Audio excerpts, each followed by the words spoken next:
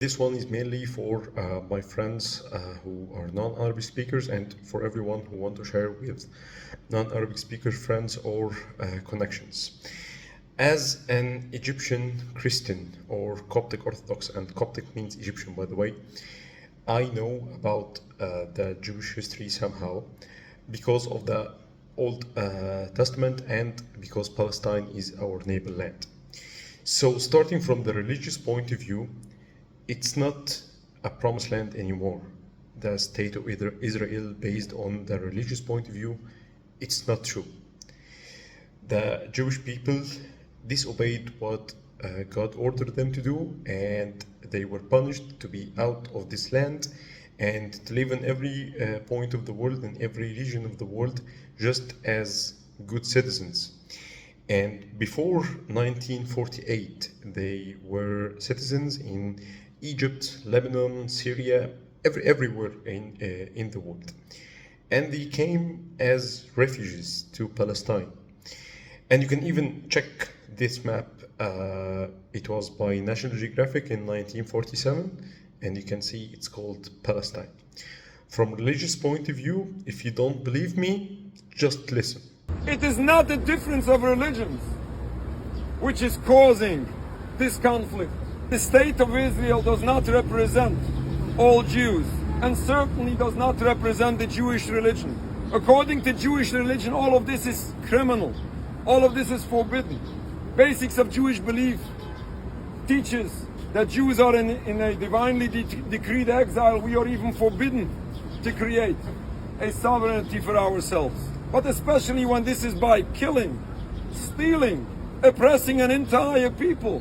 This is not only criminal according to international law. This is a true violation of Judaism. And still, those people who choose not to follow Judaism misuse that very same religion to justify all those crimes forbidden in Judaism. The root cause is this criminal occupation which is oppressing an entire people. We have to end this occupation in its entirety. If people will ask me my advice, the leaders of Israel should wake up tomorrow morning and step out of the Knesset and return the land back to indigenous population. I guarantee peace. So the Jews or the Orthodox Jews, they know about this fact. They didn't return to this land. Many of them are in United States and other countries because they know the fact they are following their religion and their belief. So the religious point of view for being the promised land and anything said about this, that's not true. From a human point of view, it has been like over 70 years now that the Israeli army, or whatever they call themselves, it's not the defense army. They call the defense army. It's not defense. It's not defense because they are the ones who starting the attack. They are one who starting the occupation and the invasion. And breaking all international laws, they breaking whatever peace agreement that has been done, Oslo, United Nations, you name it. It has been over 70 years.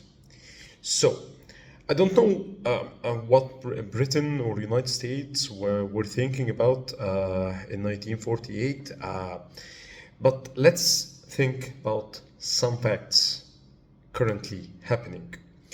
So, first of all, Joe Biden in the White House, also the CNN reporter Sarah Sanders, they publicly announced about fake news that the Palestinian people or Hamas are killing children. And then that info was false and the pictures were fake.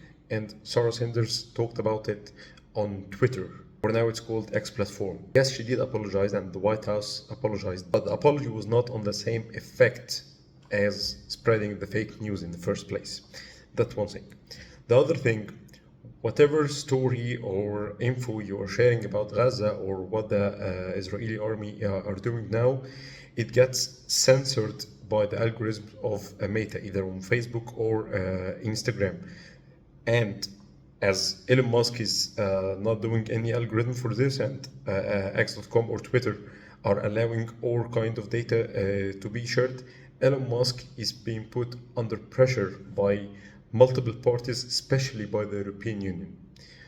Third thing, many protests have come out in Berlin, Paris, London, Washington, and the surprising thing that the police in these areas, especially in Paris and Berlin, were attacking and arresting some of the protesters.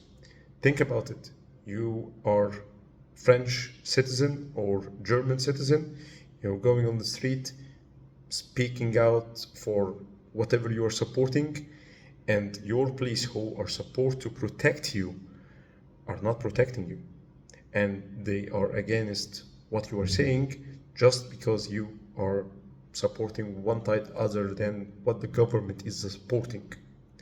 It doesn't make sense. There's something wrong about it. And even public figures or athletes or football players who show their support for Palestine, their accounts are being blocked, some of them are shut down, or whatever content they shared to support Palestine or even explain the truth, it's not shared, it's not viewed. I know many people and organizations around the world are against violence by all means, and I totally understand this, but when you're defending your land, when your land has been invaded, and over 70 years you got no help from any international support, all the deals have been broken, all the promises have been broken, you got to do something for your land. I mean, no country will accept someone taking part of their land. It won't happen. So please, read history, search for the truth.